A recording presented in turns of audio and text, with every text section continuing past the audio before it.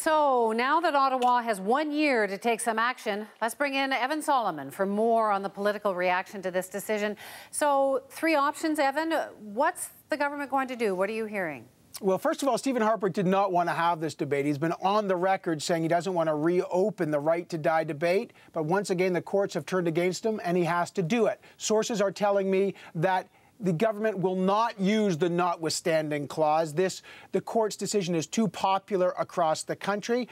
What will likely happen is they'll take as much time as possible, knowing this is a divisive issue, knowing that the socially conservative base in their party have already lost on the abortion issue, on the gay marriage issue. They don't want to reawaken that ire within their own party. So they'll push this as long as they can in that year beyond the next election. So it's not something they want to see on the table now. What about where's the opposition on this? Well, they too know this doesn't necessarily divide on a partisan line, so they're being a little more quiet on this.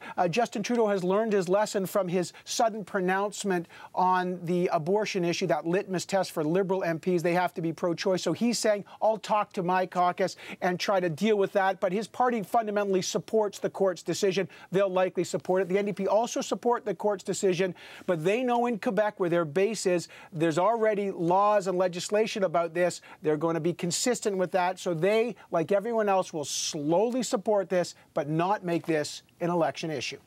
Thanks so much, Evan. Thanks, Evan Solomon in Ottawa tonight.